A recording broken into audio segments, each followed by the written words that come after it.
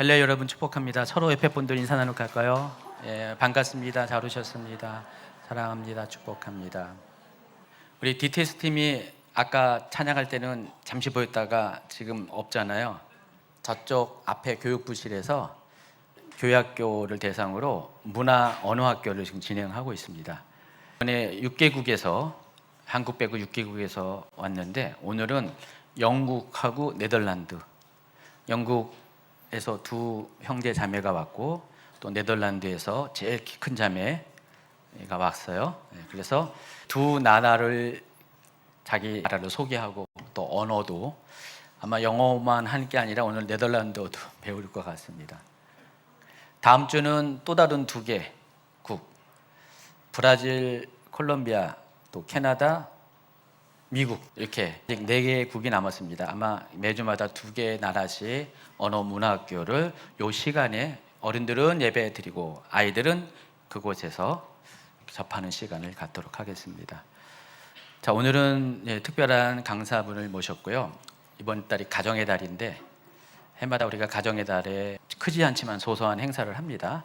그 중에 하나가 이제 외부 강사를 좀 초청하는 일이 있는데 작년에는 백은칠 사모님이 오셔서 가정 예배와 관련돼서 그 가정 안에 있었던 크고 작은 경험을 통해서 우리가 어떻게 그것을 적용하는 것들을 나눠주셨고요. 올해는 박상희 장로님이 오시는데 알만한 사람은 다 아시고 모르는 분들은 모르는데 본인이 아마 소개를 하실 거고요. 장로님이 그래서 그런지 다른 교회에서 이렇게 이런 시간을 가져야 되는 전혀 부담스럽지 않은데 우리 주님교회는 굉장히 부담스럽대요. 왜냐면 아는 분들이 많고 심지어 여기는 사돈도 있잖아요. 그래서 아내도 계시고 사돈도 계시고 그리고 저하고 최 목사님은 벌써 안 지가 수십 년 됐고 뭐 등등해서 근데 한 번도 강단으로 모신 적이 없었어요. 장로님이 늘 고맙지만은 제가 늘 감사한 것 중에 하나가 저희 교회가 아직 개척교회 수준에서 이렇게 벗어나지 못한 때 바야흐로 2012년 저쪽 계산동에 있을 때였습니다. 서울 사당동에서 개척하고 2년 있다가 계산동으로 내려왔을 때 다시 시작하는 시간이었는데 그때 저희가 좀 재정적으로 어려웠죠. 당연히 개척교회가 어렵고 월세도 내기도 힘든 그런 상황이었는데 그때 장로님이 그때 오셔가지고 최 목사님이 어떤 계기로 잠깐 뭐 언급을 하신 것 같아요. 언급을 했는데 그냥 뭐 도와달라고 그런 건 전혀 아니고 그냥 어떤 상황 가운데 언급을 한 것 같은데 근데 장로님이 그것을 마음에 품고 계셨다가 얼마 안 돼서 주변의 분들 아시는 분들 또 신뢰할 만한 분들을 모아서 월세를 책임져 주신 거예요. 1년인가 2년인가 그렇게 했죠. 여러분 그때 얼마나 고마웠겠어요. 그렇죠? 우리 이은지 집사님이 박수 치는데 혼자만 치지 말고 다 다른 분도 박수 치시고 근데 장로님이 저희 교회만 그런 게 아니라 가는 곳곳마다 이렇게 어떤 어렵고 힘든 형편에 있는 교회들을 그렇게 지나치지 않고 이렇게 챙겨서 항상 주변 분들은 좀 피곤했을 것 같아요.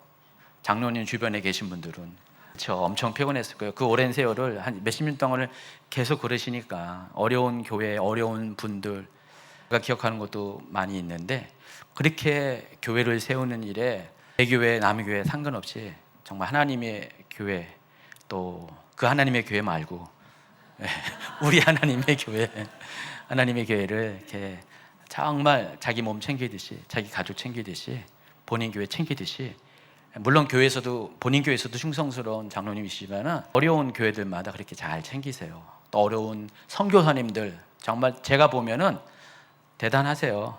본인 가정에 쓸 건 다 뒤로 하고 선교사님들 그렇게 잘 섬기시고요. 1, 2년 잠깐 섬기는 게 아니라 우리 김승혜 선교사님 우리 교회도 이렇게 후원하는 김승혜 선교사님 우리 교회가 후원하기 이전부터 장로님이 그렇게 주변의 사람들을 엮어서 이렇게 도와주시고 끝까지 후원을 하시는 귀한 장로님이십니다. 원래 숭덕여고라고 인천 만수동에 가면은요 숭덕여고라고 혹시 숭덕여고 졸업한 분 계십니까? 여기는 없습니까? 거기 만수동에 숭덕여고라고 있어요. 기독교 명문입니다. 승덕여고에서 20 몇 년을, 제가 정확하게 기억 못하지만 20 몇 년을 교사로 계셨고 이제 교장으로 이제 은퇴를 하셨습니다. 승덕여고를 정말 이름뿐만이 아니라 무늬만의 기독교 학교가 아니라 실질적인 기독교 학교로 이렇게 만드셨고요. 역할을 감당하셨고, 은퇴하신 다음에 지금 강화에 있는 덕신고등학교, 거기도 기독교 학교인데 거긴 정말 무늬만 기독교 학교였었는데 장로님이 3년 전에, 거의 3년 다 돼 가시는데 가셔가지고 다시 이렇게 세우고 계십니다. 다시 은퇴 후에 거기도 교장으로 가셔서 그 일을 감당하고 있습니다. 어제 오늘도 우리 DTS 팀이 덕신고를 다녀왔어요. 1박 2일 동안 덕신고를 다녀와서 학생들과 함께 하고요. 오늘 같이 강화에서 왔습니다. 진작 모셨어야 되는데 이제 모셨네요. 이제 모신 이유가 있겠죠. 오늘 말씀을 통해서 특별히 지금 거기서 일하시고 계시는 강화가 장로님의 친가 외가가 있는 곳이었어요. 장로님 가정이 지금 6대, 7대 정도 기독교 신앙이고, 강화의 기독교 역사가 장로님 가정의 역사입니다. 그래서 요즘도 그러시는지 모르지만은 예전에 가족들이 여름 되면 가족 수련회가 있었어요. 아주 신기하죠? 한 4, 50명의 가족들이, 그러니까 형제 자매들, 부모님 해서 가족들이 한 2박 3일을 어디 장소를 모아가지고 교회 수련회가 아니라 가족 수련회 티 맞춰서 그 정도로 굉장히 그런 면에서 본이 되고 귀한 열심히 있는 분입니다. 또 학교 복음화 사역도 엄청 뜨겁게 비전을 가지고 열심히 하신 장로님이신데, 그런 실제적인 내용들을 여러분에게 그냥 본인 겪고 있는 내용들 그냥 편하게 말씀하시면 돼요. 그 장로님 어려운 얘기하면 안 되고요. 그냥 편하게 그런 얘기, 어떻게 살아오셨고 어떻게 행하신 거를 좀 편하게 이야기하면 여러분에게 적지 않은 도움이 될 것 같습니다. 많은 도전이 되고, 때로는 또 여러분에게 격려도 되고 위로가 되고 방법도 찾을 수 있는 귀한 시간 될 것을 기대합니다. 자, 우리 박상희 장로님 모시겠습니다.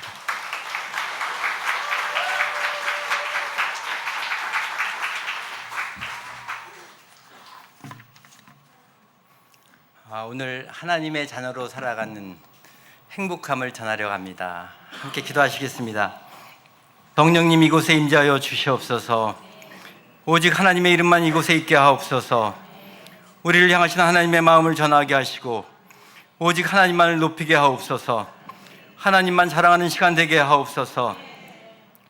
가정의 달을 보내며 우리의 자녀들이 여호와 하나님의 기업임을 알게 하셔서 믿음으로 자녀를 양육하게 하시고 믿음의 다음 세대가 든든하게 세워지게 하시며 다음 세대를 이끌어갈 많은 리더들이 주임제교에서 또 이 땅 가운데 세워지게 하옵소서. 이곳에 있는 모든 부모님들을 영적 가정으로 세우셔서 먼저 하나님 나라를 생각하는 일꾼 되게 하시고 가정에서, 직장에서 만나는 모든 사람들에게 행함으로, 삶으로 복음을 전하는 칭찬받는 일꾼 되게 하옵소서. 성령님, 부족한 자의 입술을 지켜주셔서 모든 것이 하나님의 은혜였음을 고백하는 시간 되게 하옵소서. 존귀하신 예수님의 이름으로 기도드리옵나이다. 아멘. 학원 선교사 박상익 장로입니다. 우리에게 주신 땅까지 이르러 내 증인되라 말씀하셨는데, 저는 기도할 때마다 내 땅끝은 어디일까? 근데 하나님이 주시는 땅끝은요, 북한도 아니었고요, 저에게는 아프리카도 아니었습니다. 인도네시아도 아니었고요, 저의 땅끝은 내 가정이었으며 내 직장, 학교였습니다. 제 꿈이 있다고 한다면 저의 자녀들과 저의 손주들과 손잡고 아프리카와 북한을 가는 것이 제 꿈입니다. 또 학교에서 복음으로 키운 제자들과 함께 손을 잡고 열방을 향하는 것이 제 꿈입니다.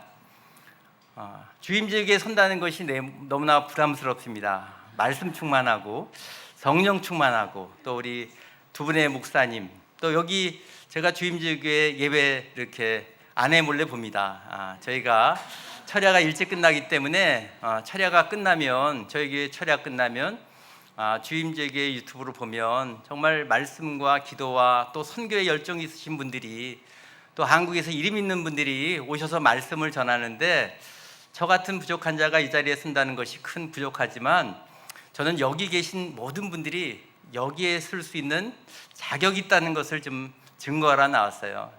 즉히 그냥 평범한 가정의 아버지로, 또 즉히 평범한 교사이지만 가정에서 복음을 증거한다는 것, 자녀들에게 믿음으로 키운다는 것, 또 학교에서 복음을 증거한다는 것이 너무나 중요한 일이기 때문에 아마도 목사님께서 가정의 달을 맞이해서 신앙 중심의 가정교육, 또 청소년 시기에 믿음으로 자녀를 키우는 것이 얼마나 중요한 것인가, 이런 어떤 말씀을 하라는 것 같아서 제가 이 자리에 나왔습니다.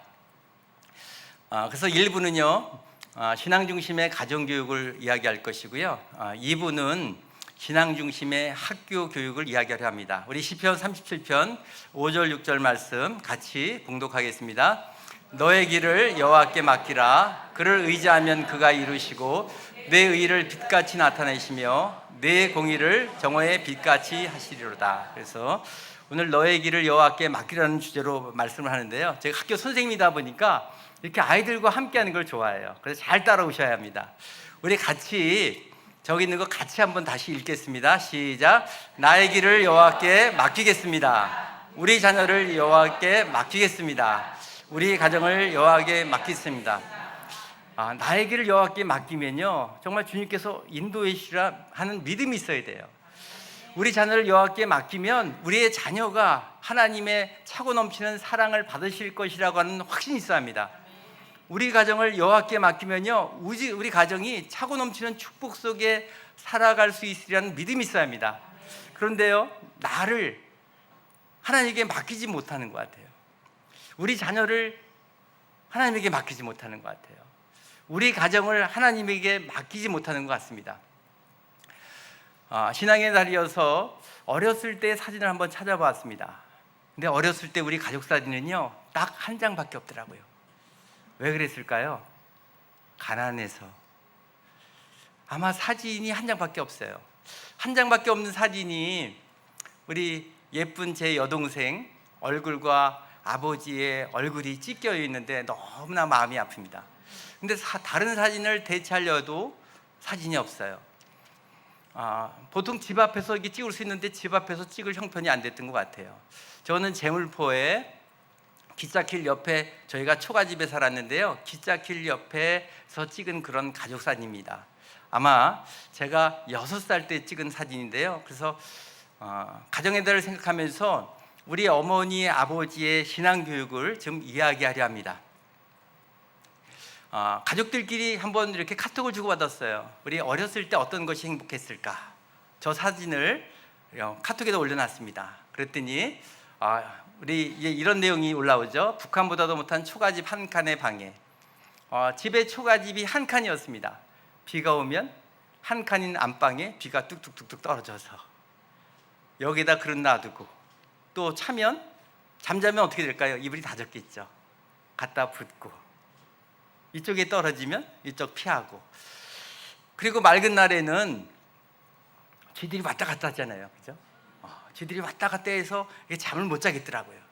근데 어떤 때는 저놈의 쥐들 잡을 방법이 이렇게 테이프 붙여놓고 가다가 떨어지게끔 만들기도 하고, 그래서 안방에다 놓고 쥐 잡던 그런 어떤 것들도 있고요.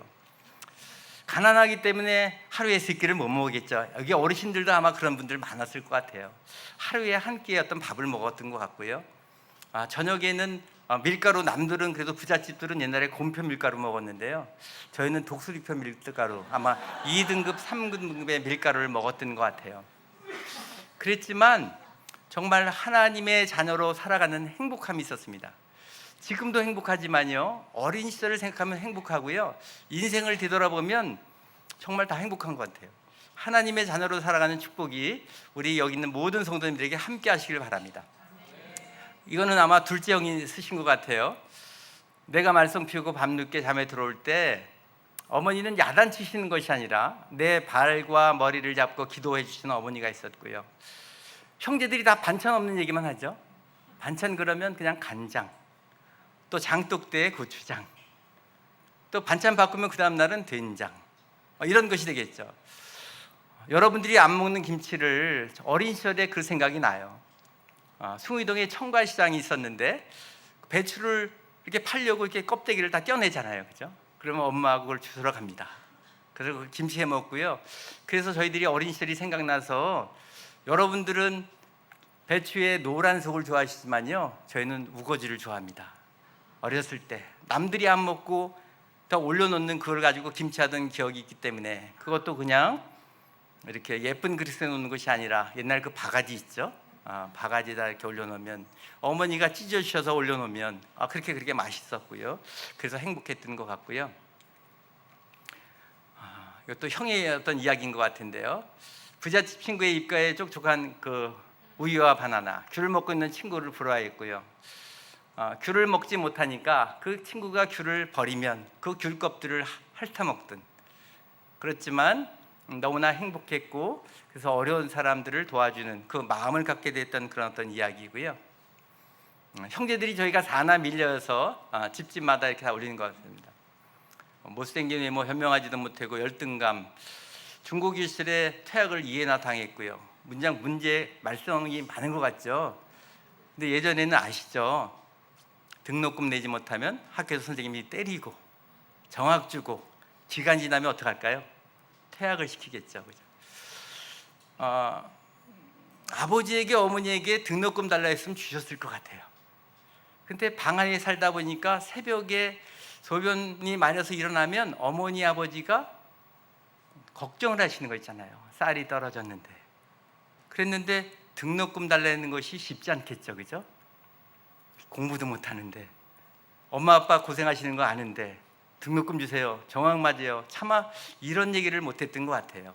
왜냐하면 어머니 아버지가 너무 힘들었기 때문에. 그렇지만 사랑하는 가족이 있었습니다. 사남일녀가 쓴 것이고요. 우리 동생이 쓴 것 같아요.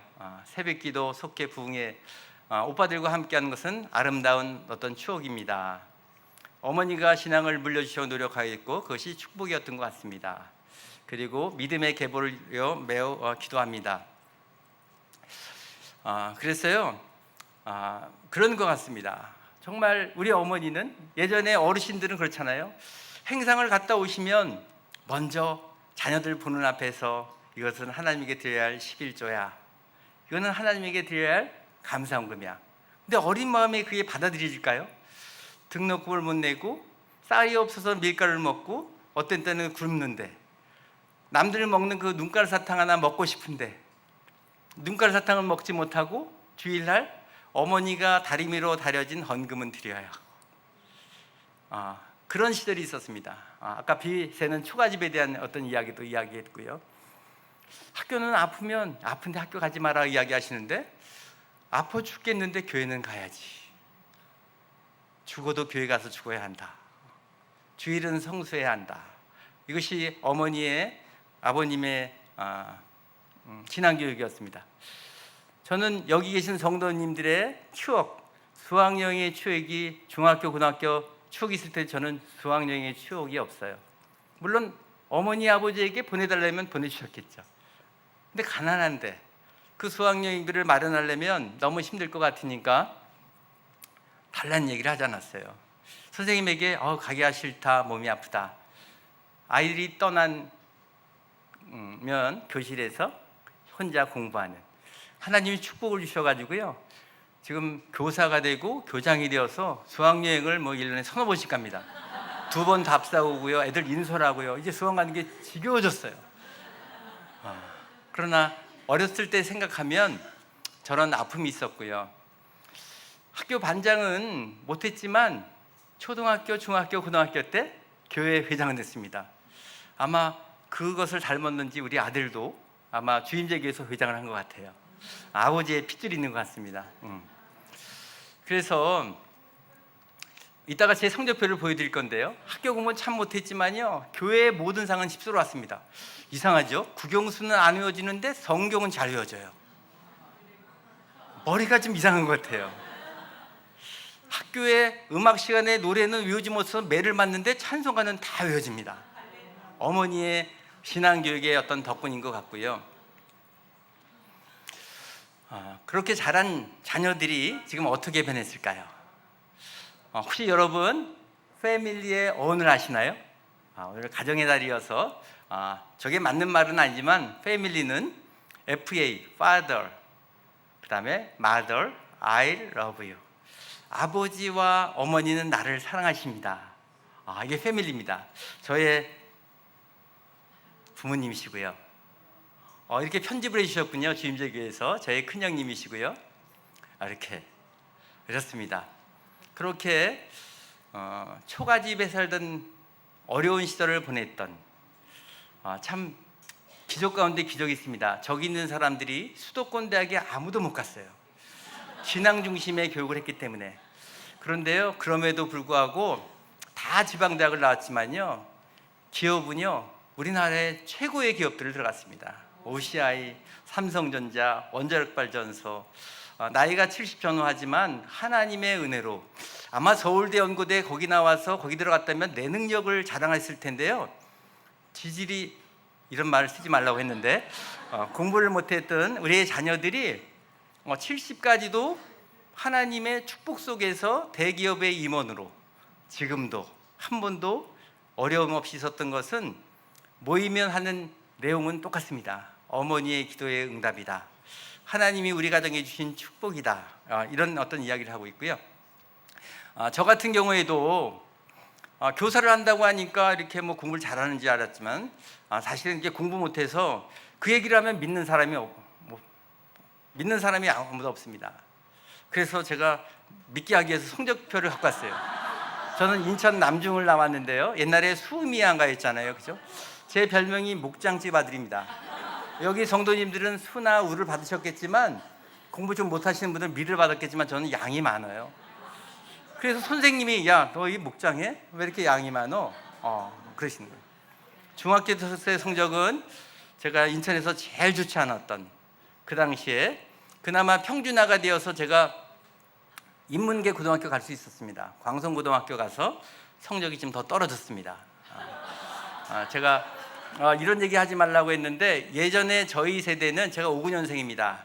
그 세대는 대학을 갈 때 예비고사라는 것을 봤어요. 그래서 예비고사에 떨어지면 아예 시험을 볼 자격을 주지 않았습니다. 서울의 커트라인이 70이면 제일 약한 데가 전라북도면 60입니다. 한 3배수 정도 뽑은 것 같아요. 저는 전라북도도 떨어졌습니다. 대학 시험을 못 봤지만 누구의 은혜로? 하나님의 은혜로. 하나님의 기도했어요. 하나님, 정말 하나님의 일꾼이 되겠습니다. 저를 대학을 보내주시고 교사로 세우시면 정말 복음을 증거하겠습니다. 하나님에게 지혜를 달라고 간구했는데요, 하나님의 지혜로 공부하니까요 대학을 가더라고요. 인간적인 방법으로 공부하니까요 그게 안 됐는데요, 하나님이 주신 지혜로. 우리 가족의 모습이고요. 첫째, 둘째, 셋째, 넷째. 행복해 보이나요? 하나님의 자녀로 살아가는 행복함을 좀 이야기하고 있습니다. 좀 슬픈 얘기를 좀 하려고 합니다. 이제는 100세가 다 되시는 이제 어머니에 대한 이야기인데요, 정말 평신도로 제가 장로로 살아간다는 큰 부담이 있어요. 우리 주임제교회 장로님들도 그 큰 부담이 있을 텐데 우리 성도님께서 장로님들을 잘 섬겨주셨으면 좋겠어요. 20년 전에 제가 45이었을 때 담임 목사님께서 박 권사님 장로로 추천했으면 좋겠습니다. 그래서 목사님에게 목사님 기도하겠습니다. 기도하고 말씀드리겠습니다. 아버지께서 원로 장로님이셨기에 좋아하실 줄 알았어요. 아버지, 목사님께서 장로를 하라고 하는데 어떻게 할까요? 저는 장로를 하면서 지금도 그 아버지의 말씀을 떠올립니다. 내가 자녀들보다 성도들을 더 사랑할 수 있다면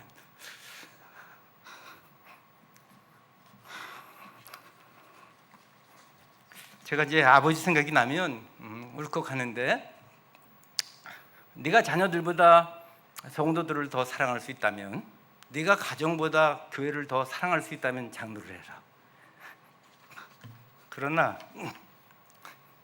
그렇지 못하면 내가 죽은 다음에 장로했으면 좋겠다. 그 말씀을 듣고 아버지도 장로로 살아셨지만 그 장로의 길이 참 너무 힘든 것인 것 같아요. 죄송합니다. 하여튼 제가 5년 동안 교회에서는 장로를 세우려고 했지만 그럴 자신이 없었어요. 그래서 아버지가 2009년에 소천하신 이후에 교회에서는 장로를 시키는데 아버지 죄송합니다. 아버지 말씀을 이렇게 해석하겠습니다. 제가 제 자녀만큼 성도들을 사랑으로 섬기겠습니다. 제가 우리 가정만큼 교회를 섬기겠습니다. 그런 마음으로 장로를 했어요. 장로라는 것이 쉽지 않고 아버지도 치매에 걸리셨는데 정말 이렇게 좋은 치매라는 말씀 들어보셨나요? 의학적으로 저는 좋은 치매라는 말이 있는지 모르겠어요. 그러나 저희 어머니 아버지를 보면서 좋은 치매가 있다. 아버지가 치매에 걸리셨지만 그런 말씀을 하시고요. 소천하실 때도 가족들과 이야기하고 예배하시다가 웃으시다가 돌아가셨어요. 돌아가시는 걸 몰랐어요. 예수 잘 믿어야 한다. 하나님이 나를 부르시는 것 같은데 예수 잘 믿어라. 우리 기준이에게, 우리 딸 주영이에게 기준아 믿음 생활 잘해야 돼. 오직 예수만 높여야 돼. 말씀하시다가 저기 계신 저희 어머니는 치매를 10년 동안 해서 저희가 가족들이 5남매이니까 월화수목금 밤마다 아들들이 어머니 손잡고 자고, 그래도 이렇게 치매 걸리셔서 이제 대변을 가리지 못하시니까 밤에도 두세 번 또 손을 씻겨드리고 이불을 갈아드리고, 어머니가 낮에만 주무시고요. 밤에는 아들들하고 있으니까 절대 주무시지 않아요. 저희는 출근해야 하는데 낮에는 이제 며느리들이 보고요. 밤에는 근데 이렇게 섬기다 보니까 저희들도 직장의 중역이기도 하고, 그래서 이제 요양원에 모시기 전에 마지막으로 저기 교회 가서 어머니가 평생 기도하시면서 말씀을 외우셨기 때문에 같이 말씀을 외우는 것인데요. 어머니도 장로에 대한 말씀 이렇게 하셔요. 목사님에게 절대 순종하십시오. 장로로서 말 많이 하지 마십시오. 성도들을 사랑으로 섬기십시오. 행함으로 본을 보이십시오. 치매 걸리신 어머니이시지만 장로님, 목사님 말씀에 순종하세요. 말 많이 하지 마세요. 행함으로 본을 보이세요. 그런 말씀을 많이 하시기 때문에 어머니는 이제 더 이상 말씀을 하지 못하시고, 아버지는 떠나셨지만 교회에 가서 문제가 있을 때 결국 순종하게 되고요. 성도님들 보면 어머니 아버지 생각나기 때문에 고개를 숙여야 하고요. 그런 힘든 부분이 없잖아 있습니다. 저희 어머니, 치매 걸리신 저희 어머니가 외우시는 말씀입니다. 한번 들어보시겠습니다.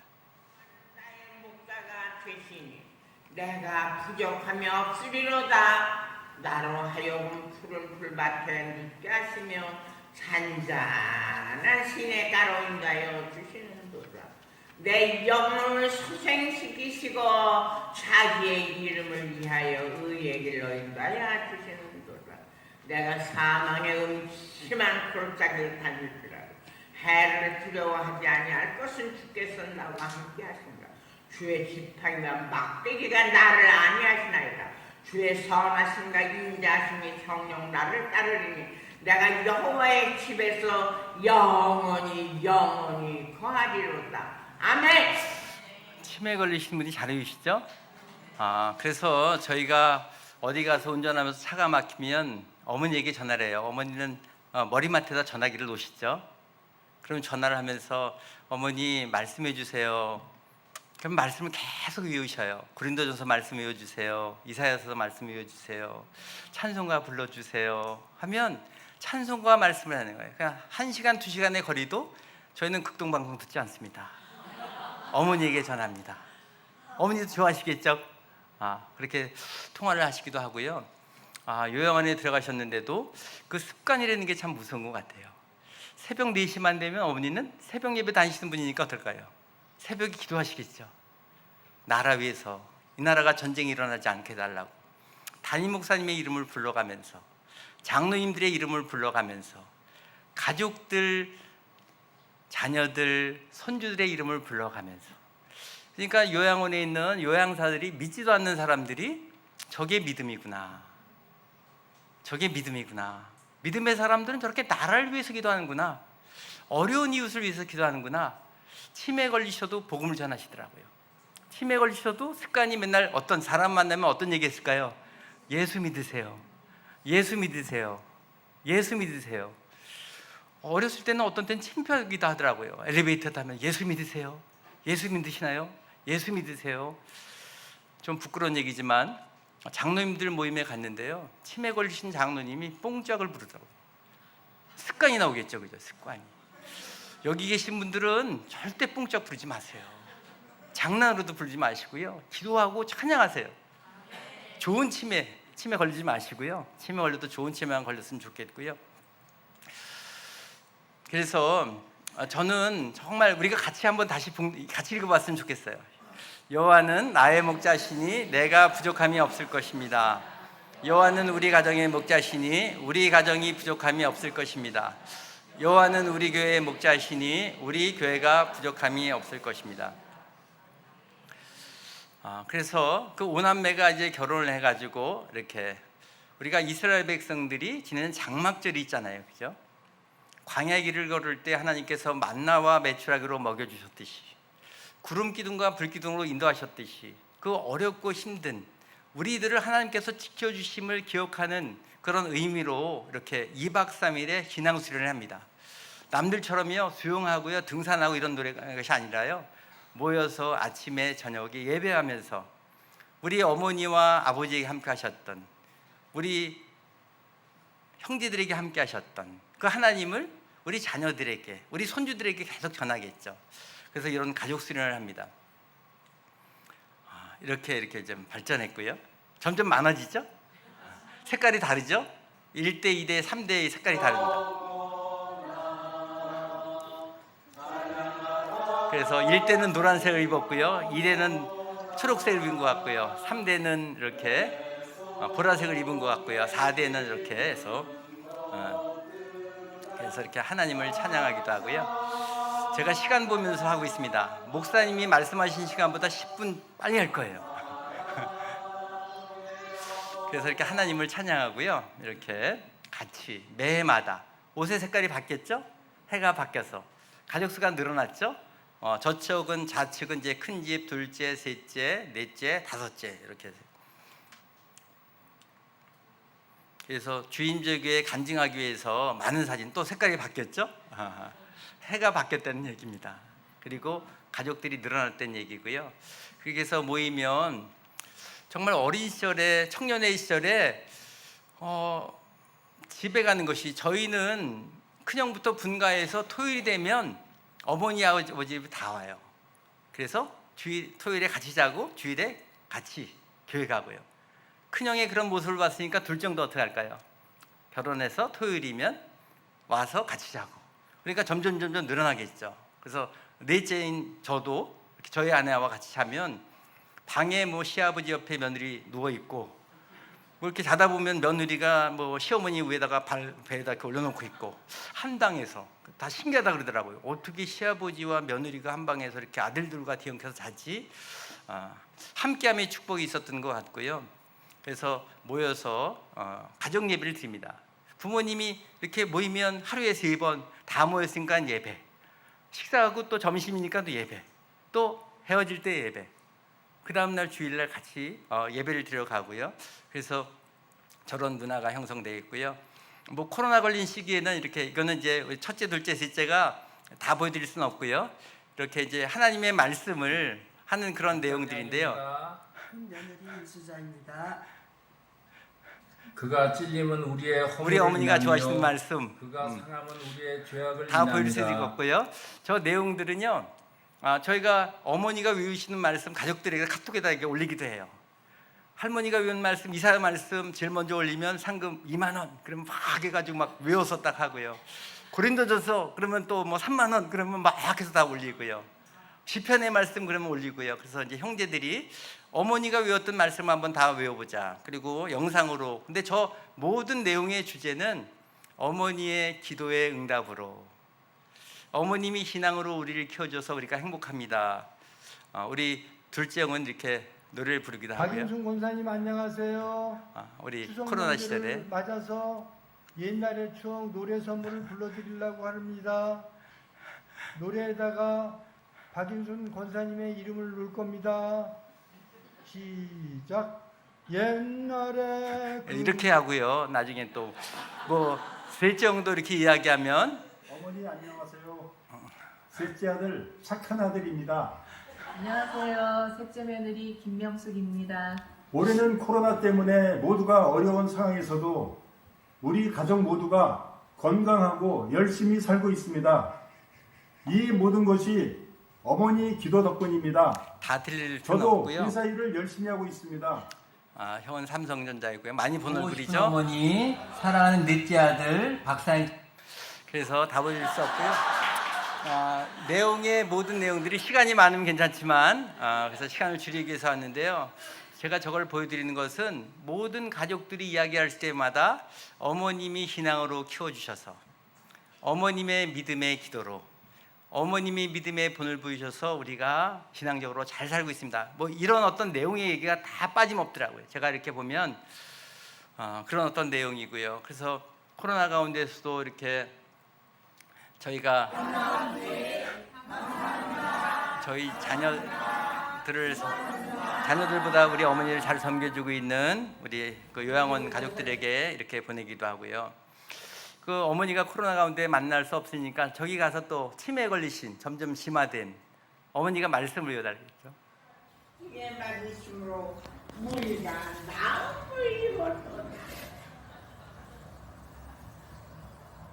우리는 다 양 같아. 각각 튀기려고 갖고 우리 여호와께서는 위하여 나가야 그래서 이제 어머니와 모든 이야기는 말씀을 외워주십시오. 찬송을 불러주십시오. 평생 찬양과 말씀과 기도에 살으셨기 때문에 정말 좋지 않은 것들은 다 잃어버리시고요. 좋은 기억만, 아들, 딸, 모든 목사님, 장로님에 대한 좋은 기억만 말씀하셔요. 그래서 저는 좋은 치매가 있다고 생각합니다. 그래서 어머니가 항상 하시는 말씀이 정말 이런 말씀이었거든요. 이 세상 끝날까지 믿음을 지키십시오. 그래서 저희가 구호로 외쳐하는 겁니다. 그래서 그 구호에 대한 것이고요. 어머니가 얼마 전에 전화가 왔어요. 병원에서, 아름다운 요양원에서 어머니가 위태하십니다. 좀 빨리 오십시오. 그런데 학교 일이 바쁘다 보니까 기도하고 우리 어머니 살려달라고 하고, 어머니가 이제 중환자실에 들어가셔서 2주 동안 이제 만나 뵙지도 못하고, 그래도 좀 어머니의 얼굴을 볼 수 있게끔 해달라고 가족들이 모여서 해달라고 하고, 우리 어머니가 항상 하시는 말씀이 세상 끝날까지 믿음을 지켜야 합니다. 항상 말씀하시는데 이제 자녀들이 기도하더라고요. 우리 어머니 치매에 걸리셨는데 정말 하나님 앞에 돌아가시는 날까지 그 믿음의 고백을 했으면 좋겠습니다.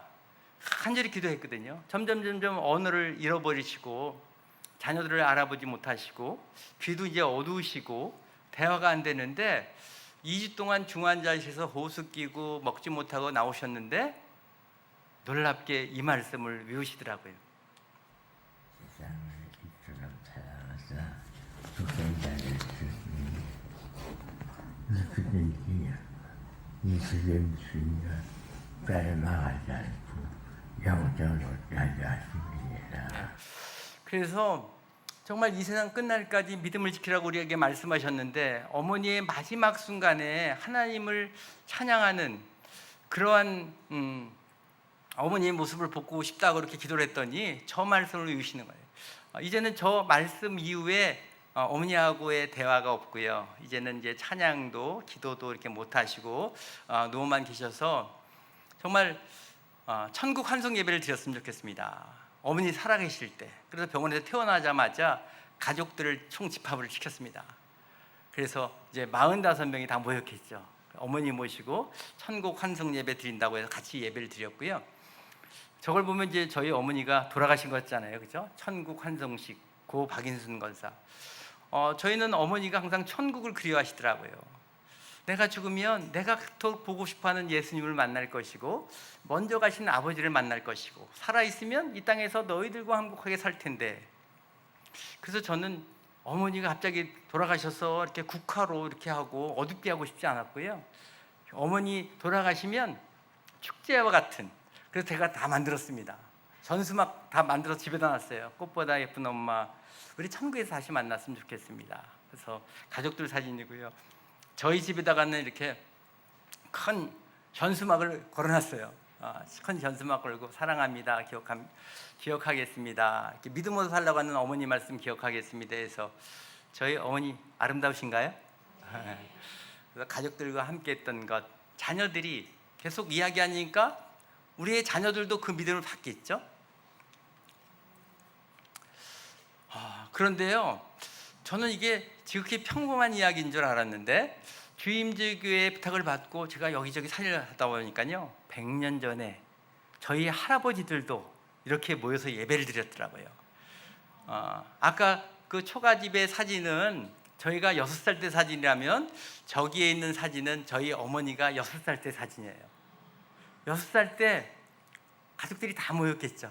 모여서 뭐 했을까요? 예배를 드렸습니다. 100년 전에 예배를 드린다는 것이 쉬웠을까요? 가족들이 함께 모여서 이렇게 예배를 드리고요. 저희 집안은 할아버지들이 사진첩에 보니까요, 저 가운데 계신 분이 토머스 선교사예요. 토머스 선교사 들어보셨죠? 우리는 토머스 선교사에게 복음을 받아들인 집안이다. 토머스 선교사가 강압바다를 지날 때 암투에 붙으셨을 때 선교사님을 모셔서 잘 대접하고 배를 고쳐서 그 다음에 이렇게 우리가 대동강 올라가시다가 이렇게 순교하신, 그래서 토머스 선교사를 중심으로 했는데 그 주변에 보면 가족들끼리 모인 사진들이 있더라고요. 그래서 이것이 그냥 우리 형이 한 것이 아니라 조상 대대로 형제 간의 화목을 말씀하신 그런 어떤 결과가 있구나, 이런 어떤 생각을 했습니다. 이렇게 보면 사진이 아름답잖아요, 그죠? 제가 이제 앞에 많은 사진을 이제 보여드렸는데요. 저희가 어머니 아버지의 슬하에 이제 46명이다, 44명인데 제가 그런 생각을 해봤어요. 교회의 다음 세대가 무너지고 있다고 하는데 교회의 성도들이 줄어들어서 교회의 소멸론을 이야기하고 있는데, 하나님의 우리에게 주신 말씀 생육하고 번성하라고 하는 말씀을 실천한다면 교회는 부흥하지 않을까?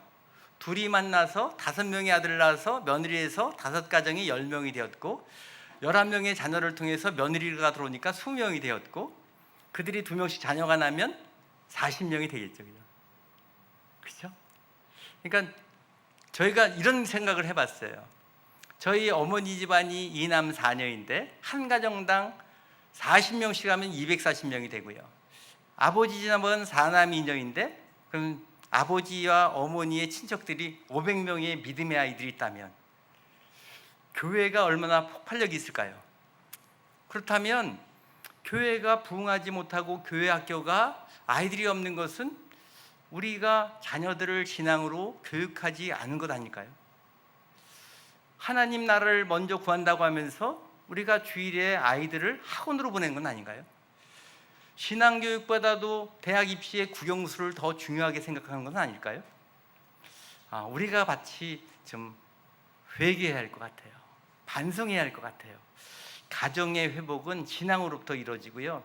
믿음의 유산은 철저하게 부모님이 책임져야 합니다.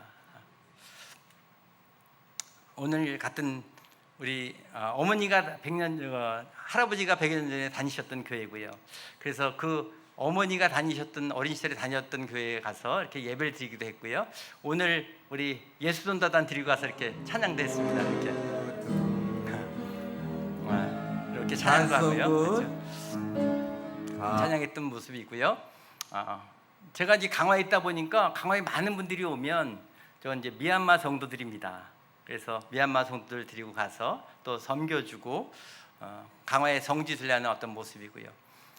저기는 저희 할아버지가 세우신 그 교회입니다. 인천 문화재 14호로 되어 있는 교회인데 100년 된 한옥교회입니다. 아름답죠? 그래서 아버지가 어린 시절에 다녔던 그 교회 가서 가족들이 같이 가서 예배를 드리고요. 그러니까 아버지가 어린 시절에 또 교사 시절에 다니셨던 어떤 교회이고요. 그래서 이 모든 것이 하나님의 어떤 은혜입니다. 그래서 부모님들이 이렇게 살아가셔서 저희들도 이렇게 복음을 증거하며 살아가고 있고요. 저희 동생도 교사인데 학교에서 정년 퇴임했는데 퇴임 이후에도 저처럼 초빙 교사로 와서 아이들과 그 기도 모임을 하는 그런 어떤 내용들이에요. 제 꿈이 있다고 한다면 가족들과 같이 선교를 가는 건데 20년 전에 이렇게 미얀마를 섬겼던 이런 어떤 모습이고요.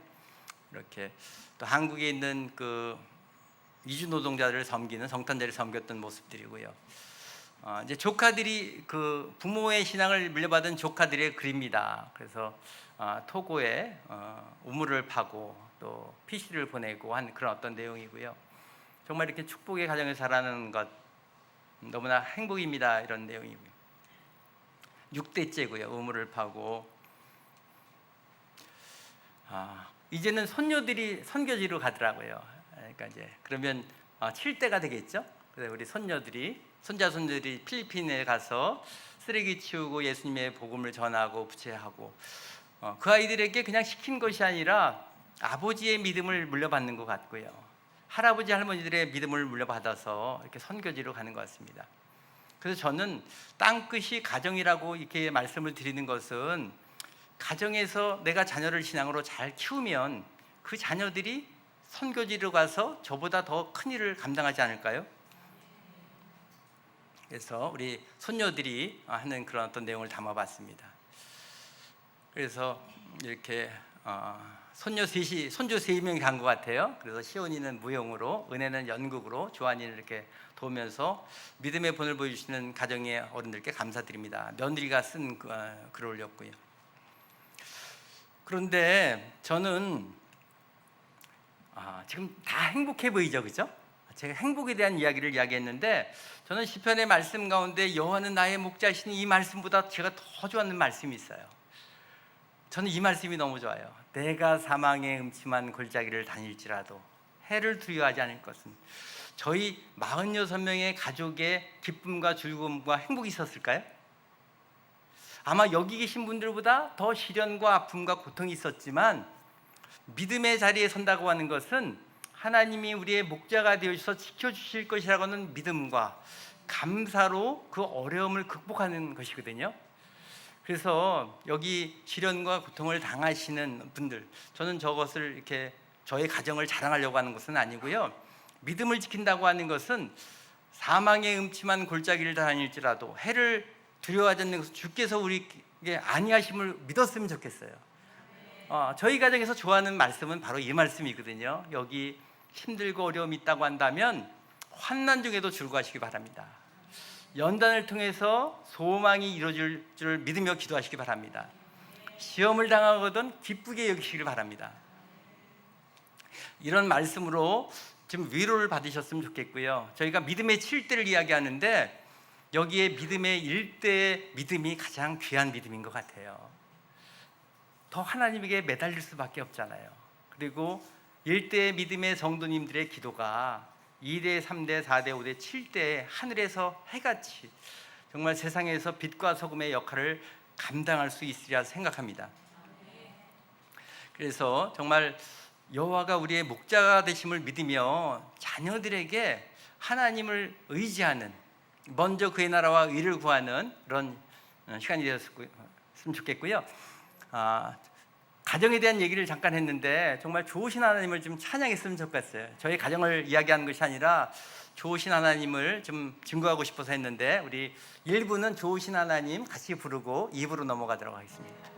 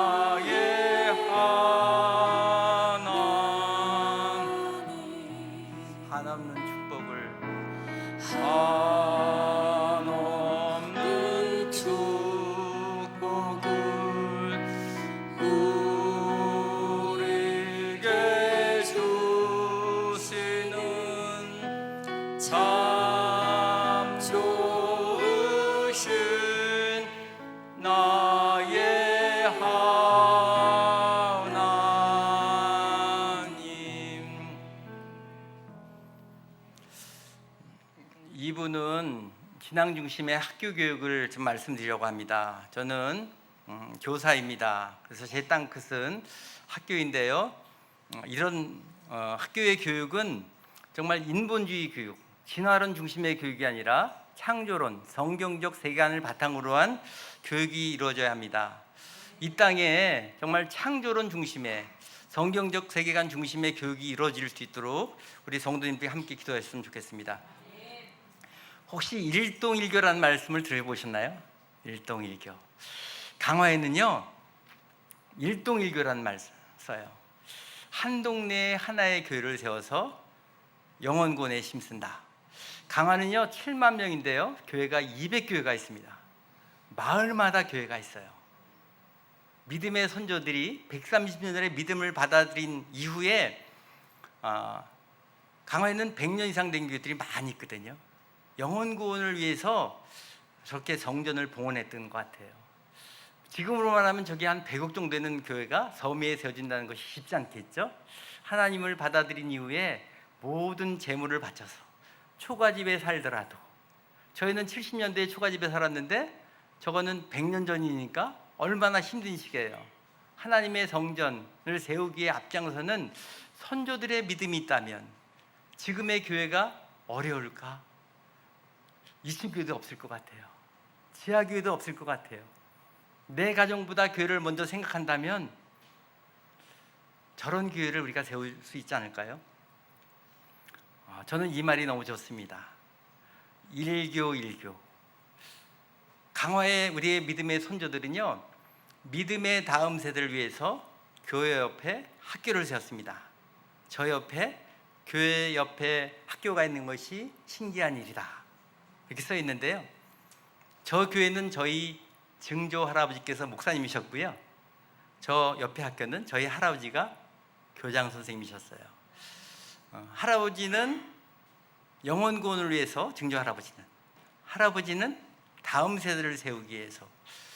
지금도 믿음의 선조들의 저 마음이 한국 이 땅에 있다고 한다면 주일만 하나님의 말씀을 증거하는 것이 아니라 월화수목금토는 학교에서 하나님의 말씀을 증거하고, 주일은 교회에서 하나님을 증거한다고 한다면 이 땅의 교회가 이렇게 무너질까요?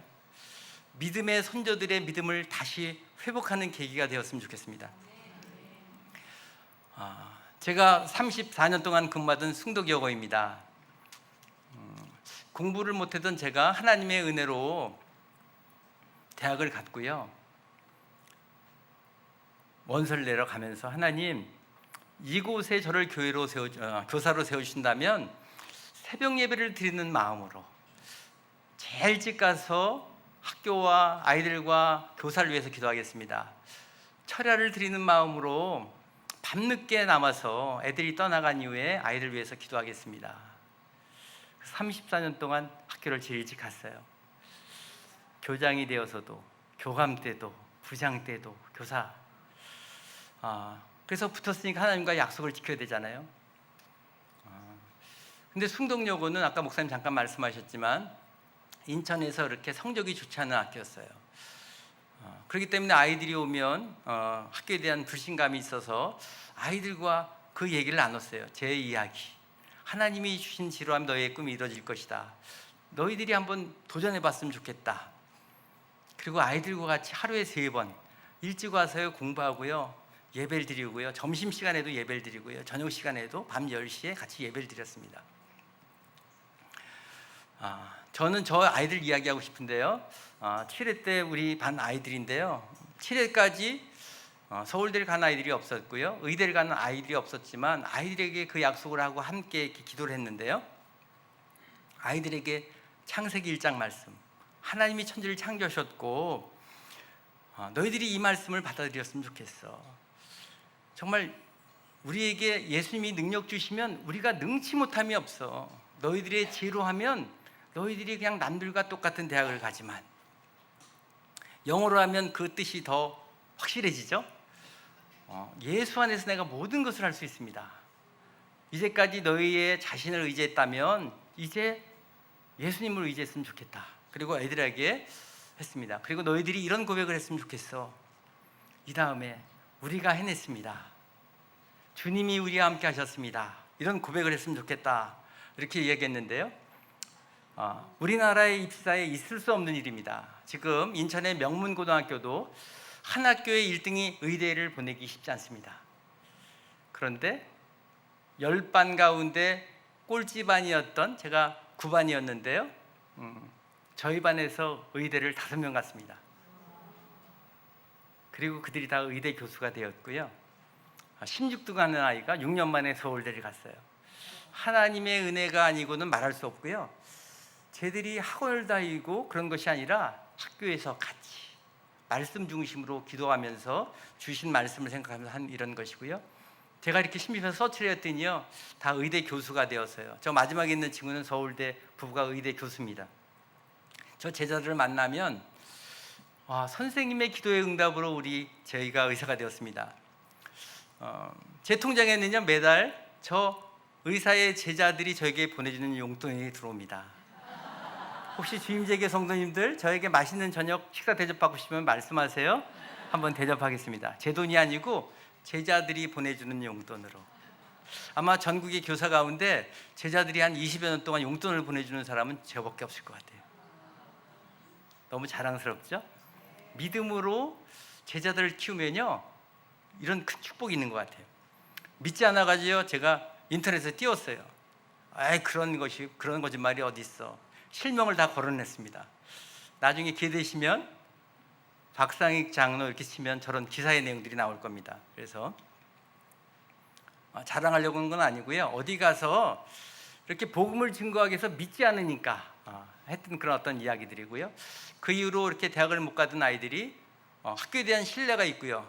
많이 갔죠. 인천에서 최고의 명문입니다. 이렇게 보통 서울대 한 5명, 6명 이렇게 가고요. 이대 이런 데는 한 20명씩이 가고요. 그래서 여러분의 생각이 좀 바뀌었으면 좋겠어요. 우리가 진정한 기쁨과 행복은 먼저 하나님 나라를 구하는 것, 이웃을 사랑하는 것, 그리고 하나님 자녀로서의 나의 정체성을 드러내는 것, 이것이 진정한 기쁨과 행복일 것 같고요. 이런 교육을 실시하기 시작했고요. 오늘 금요일이죠, 그죠? 우리가 불타는 금요일, 그래서 음식업계 이런 데서 이렇게 TGIF라고 하는 것을 이야기하는데, 아이들도 금요일을 제일 좋아하는 것 같아요. 쉬니까. 그런데 생각이 바뀌면요, TGIM, 하나님이 우리에게 월요일을 주셨습니다. 월요일을 기다리는 아이는 공부를 잘하지 않을까요? 그러면 우리의 신앙도 생각의 전환이 필요할 것 같아요. 주일날 예배를 드리면 그 예배만큼 중요한 것은 땅끝까지 이르러 내 증이 되는 것, 삶의 현장에서 복음을 증거하는 거 아닐까요? 그 땅끝은 우리의 직장일 수 있고요, 우리의 친구들일 수 있고요, 그들에게 복음을 증거하는 것. 물론 저도 인간적으로는요, 토요일이 좋고 주일이 좋지만 월요일 갈 때, 그래, 내가 학원 선교사인데 선교지로 가는 것을 싫어한다면 말이 맞는 것일까? 하나님이 기뻐하시는 일일까? 그래서 월요일을 기뻐하시는 성도님들 되시길 바랍니다. 그냥 직장에 가는 것이 아니라요, 주일날 받은 그 은혜를 가지고 그 말씀을 삶의 현장에서 실천하는 우리 주임제계 성도님들이 되었으면 좋겠고요. 그래서 학교의 정문에, 저는 지금 행복한 교장인데요. 왜 행복하냐면 교무실의 풍경입니다. 그래서 찬양 나올 것 같은데 들어주세요. 제가 선생님들에게 찬양 한번 할까요? 그랬더니 교무실에서 이렇게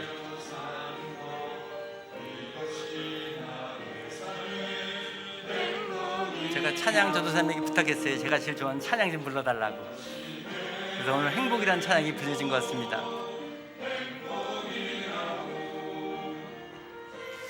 그래서 학교의 교무실에서 같이 예배를 드리고요, 학교에 대한 신뢰도가 높아지다 보니까요, 너도 나도 불교이고 타종교고 숭동여고를 보내야 한다고 하더라고요.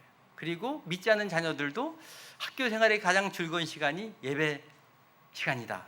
그래서 예배를 드리는 날 이렇게 달려오는 모습입니다. 1,500명이 들어가는 강당에서. 그래서 이렇게 함께 예배를 드리고요, 예배 드리면 이렇게 모두가 다 일어나서 방방 뜨고요, 그게 교회가 아니고 학교입니다. 저는 수학여행에 대한 아픔이 있었는데요. 맨 처음에 수학여행을 아이들을 데려갔더니요, 아이들이 수학여행 가면 그 좋지 못한 행동을 많이 하잖아요. 술 먹고 담배 피기도 하고 뭐 이렇게 이불 뒤집어 씌우고 애들 때리기도 하고. 그래서 문화를 바꾸고 싶었어요. 수학여행 가서 2박 3일 동안 신앙수련을 하면 어떨까? 다른 학교들은 장기자랑하고 세상적인 노래 부를 때 우리는 찬양하면 어떨까? 그래서 제주도에 가서요, 체육관을 빌려서 집회를 하는 모습입니다.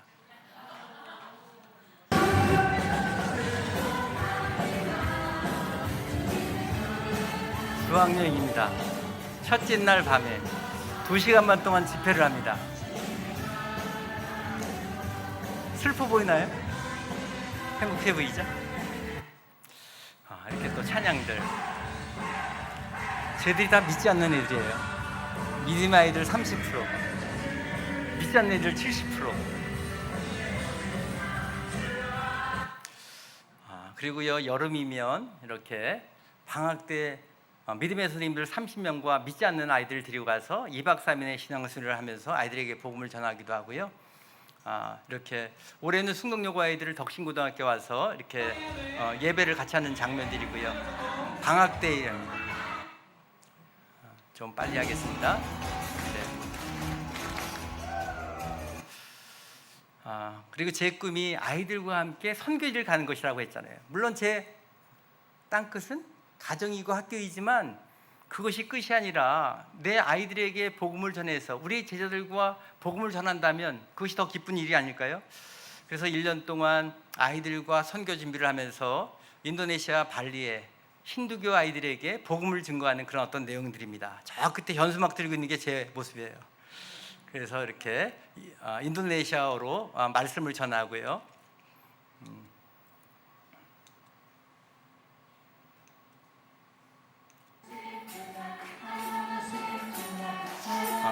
이제 K-팝에 대한 그 인기도가 높아지기 때문에 한국 애들이 가면 이렇게 복음을, 학교에서도 방학을 이용해서 8박 10일에 선교지 갑니다. 아마 다른 학교들은 미국 가서 어학연수 떠날 것 같아요. 그러나 학교에서 복음을 전한다는 것이 쉽지 않은 일이지만 저렇게 문화를 바꾸었고요. 저는 잠언의 말씀을 아이들에게 좋아하거든요. 많이 전하거든요. 그래서 아이들에게 방학 숙제로 잠언 쓰기를 해줘요. 그래서 아이들이 쭉 쓰고 외우면 이렇게 상을 줍니다. 잠언 통독상. 학교가 교회 같죠? 저런 믿음을 이야기하고요. 저는 정년퇴임을 하고 인천에 480명의 교장이 있습니다. 교장 가운데 제가 나이가 제일 많아요. 만 62세면 교육공무원은 정년퇴임을 하기로 되어 있는데 숭덕과 같은 미션 스쿨을 만들어 주십시오. 근데 저는 막 거부를 했어요. 하나님, 저도 저 가정과 아내와 자녀들과 함께 살고 싶다. 여행도 다니고 싶고. 하나님이 주시는 말씀은 네가 네 제자들에게 무엇을 가르쳤느냐? 내가 누구를 보내면 누가 나를 위해서 갈고, 주님께서 물어오시면 야, 내가 여기 있습니다. 나를 보내십시오. 이런 고백을 하라고 하지 않았느냐? 이런 음성을 들려주시고요. 내가 부족하고 연약한 너를 교사로 세워줬는데 네가 무엇을 했지? 저 나름대로는 열심히 한다고 했거든요. 이른 새벽에 갔고요. 34년 동안 밤늦게까지 있었고요. 토요일 날도 갔고요. 추석이 연휴가 나흘이면요, 저는 하루만 쉬고 3일은 아이들과 같이 공부했어요. 가족들한테 미안하잖아요. 자녀들도 펄펄 뛰고요.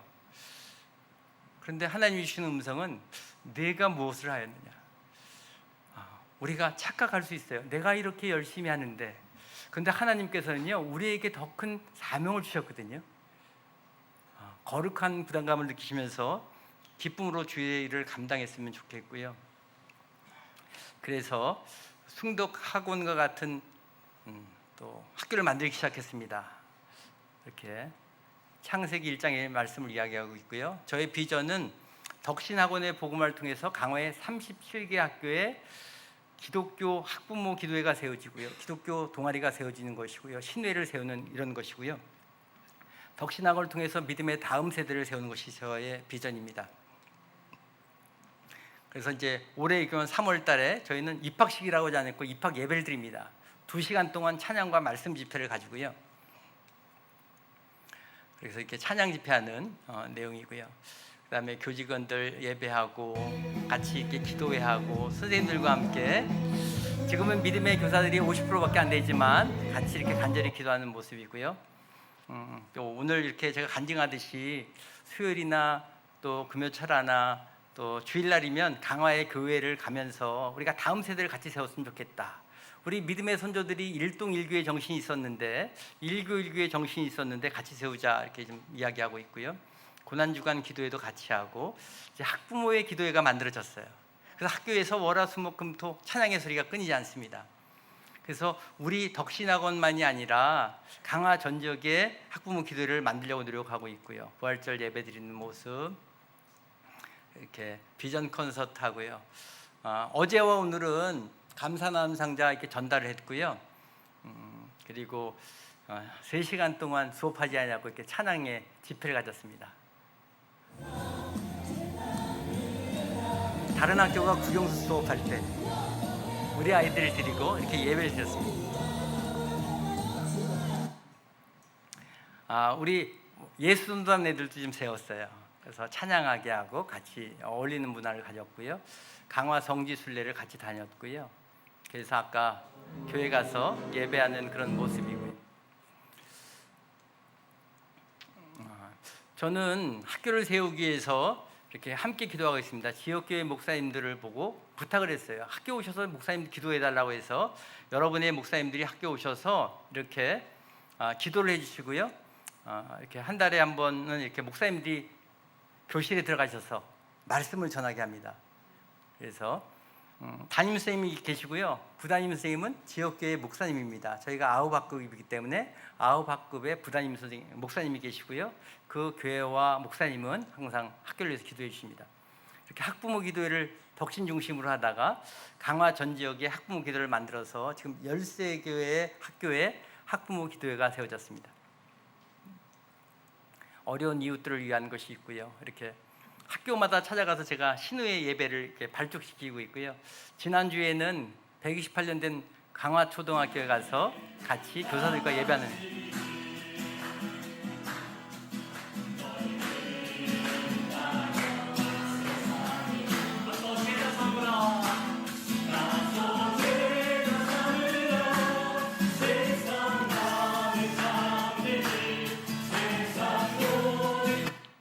그래서 저기 찬양을 인도하시는 분이 강화에 있는 교회 목사님인데 정문 앞에서 맨날 복음을 전하고 이렇게 맨날 한 3년 동안 기도를 하셨다고 하더라고요.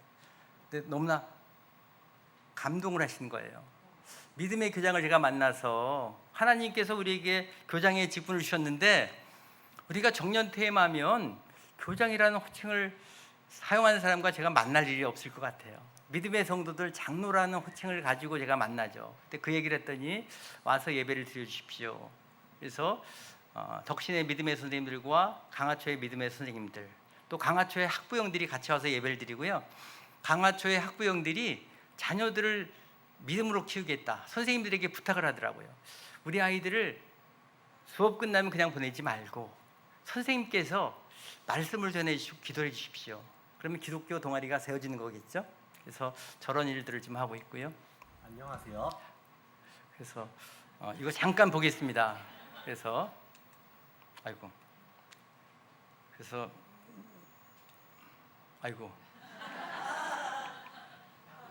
네. 안녕하세요. 저는 덕신고등학교 학생부회장 김예다입니다. 저는 현재 서울대학교 약학과를 지망하고 있습니다. 덕신고등학교는 기독교 학교로서 많은 종교 수업들을 통해서 인성적 역량을 기를 수 있고 이로 인해 상위권 학생들끼리 서로 경쟁하지 않고 선의의 경쟁을 통해서 서로 끌어주는 그런 분위기를 가지고 있습니다. 그래서 아이들에게 꿈을 이야기할 때 하나님을 의지해라. 하나님이 주시는 지혜로 공부해라. 했더니 아이들이 꿈이 달라지더라고요. 그렇게 이렇게 예배를 학생 중심의 예배를 드리고 있고요. 아이들을 예배 시간마다 특성을 하게 하니까 날마다 학교에서 찬양 소리가 끊이지 않고요.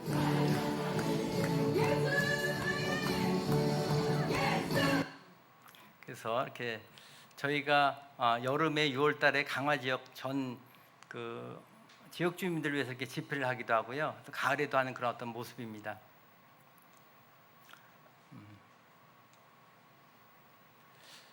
그래서 학원 보고만은 생명을 살립니다. 학원 보고만은 영혼을 살립니다. 그래서 학교의 교육이 정말 대학 입시를 위한 교육이 아니라 생명을 살리고 영혼을 살리는 어떤 교육이 될 수 있도록 우리 성도님들이 기도해 주셨으면 좋겠고요. 강화 지역에 많은 사람들이 학교에서 집회를 한다고 하니까 이상하게 생각하잖아요. 와서 예배에 함께 참석하는 그런 모습이고요. 강화 지역의 부흥의 불길을 주역으로 주님. 그리고 강화의 교육장도 장로여서 장로님, 교육장님으로 부르는 게 아니고 장로님으로 부른 겁니다. 오셔서 선포하십시오. 여기 딱 들어온 순간 고등학교 때 제 모습이 생각났어요. 아마 교육장이 학교 현장에 가서 복음 전하는데도 우리나라에 강화밖에 없을 것 같아요. 그래서 그런 내용도 담아봤고요. 이렇게 집회하는 모습들이고요. 좀 넘기면서 하겠습니다. 그래서 아이들이 막 달려오는 예배를 위해서요, 저희가 비전 콘서트를 매달 준비하는 그런 어떤 모습들입니다. 아이들 데리고 전국 합창대도 나갔고요. 그래서 이렇게 학급별 특송을 하면 아이들이 저 무대 위에 선다는 게 쉽지 않으니까 거의 한 달 준비하지 않을까요? 그러니까 이 반에서 저 반에서 계속해서 믿지 않는 아이들도 이렇게 찬양을 하면서 하나님을 만나는 그런 은혜가 있고요.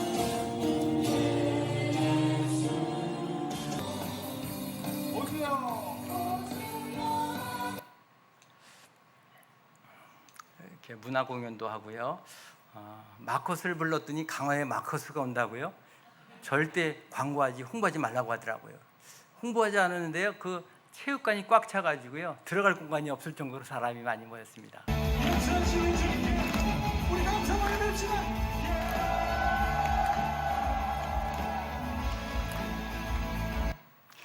저 마커스 집회를 끝내고 났더니요, 지역의 모든 교회가 장로님 얼마 들었어요? 얼마예요? 제가 은혜가 되지 않을까봐 그 얼마 때문에 막 문제가 일어날 수 있잖아요. 저는 생명을 살릴 수 있다면, 한 명의 생명을 살릴 수 있다면 얼마가 중요하지 않습니다. 마커스 부르는데 얼마인지 아시죠?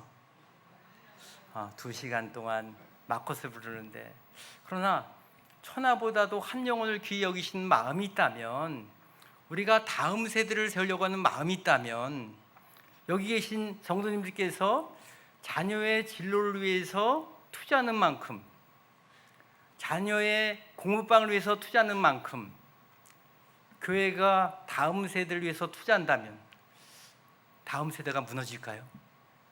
저는 여기 아름다운 성전이 너무 좋아요. 저는 학원 선교사의 꿈이 있어요.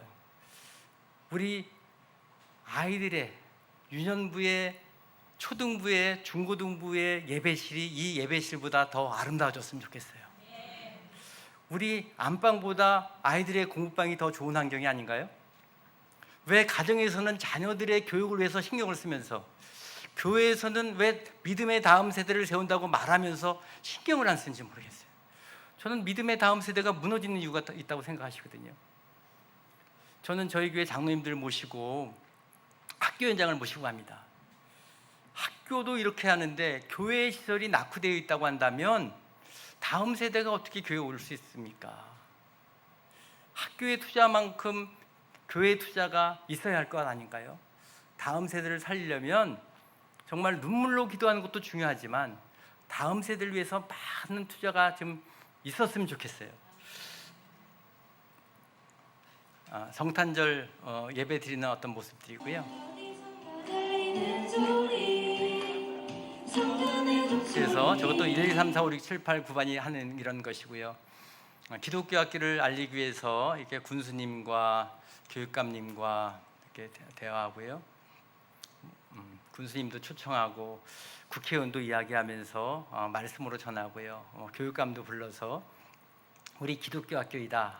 제가 교육청에 공문 보낼 때는 성경적 세관을 바탕으로 한 창의 융합형 인재. 교육감님이고 교육장님이고 덕신은 기독교 학교야.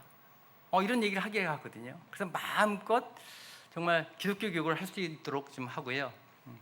그래서 언론에서도 이렇게 저의 교육의 목표는 배워서 남주자입니다. 우리 성도님도 이런 말씀 안 하셨으면 좋겠어요. 야, 배워서 남주냐? 너 위해서 하는 거야. 우리는 배워서 남줘야 되지 않을까요? 그래서 야, 배워서 남줬으면 좋겠어. 이렇게 이야기하면요, 아이가 남을 위해서 더 큰 그림을 그릴 수 있을 것 같아요.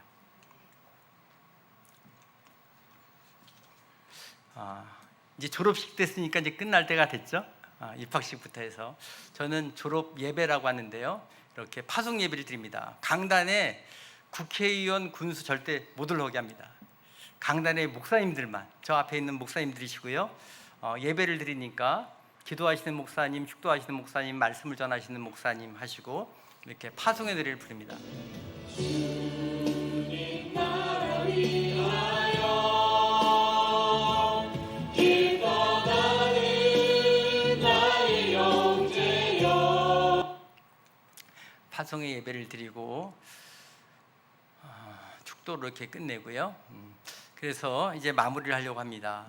우리 믿음의 선조들이 영원권을 위해서 교회를 세웠듯이 우리도 그 마음으로 하나님의 교회를 위해서 내 집보다도 교회가 더 아름다워졌으면 좋겠어요. 내 집을 세우는 마음으로 아름다운 교회를 세웠으면 좋겠고요. 그리고 영원권을 위해서 정말 다음 세대를 위해서 기도했으면 좋겠고요. 여기에 우리 주임제교회 근처에 많은 초등학교, 중학교, 고등학교가 있잖아요.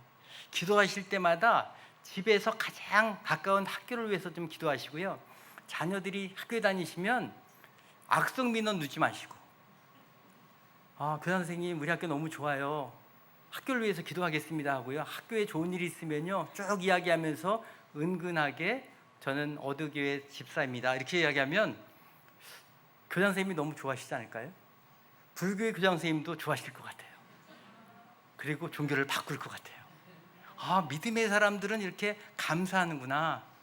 그리고 학교의 문을 열어줄 것 같고요. 그러다가 학부모 기도회가 그러면 세워지는 것이고요. 자녀들을 학교 가서 공부 열심히 하고 와라 이런 말씀하지 마시고요.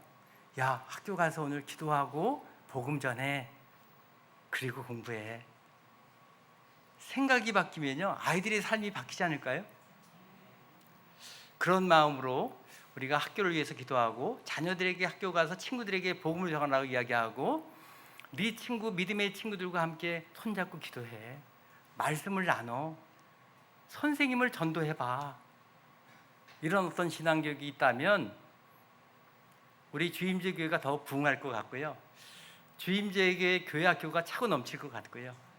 이 주임제 교회를 말미암아서 주임제 교회 근처에 초등학교와 중학교와 고등학교가 복음화가 이루어질 것 같습니다. 감사합니다.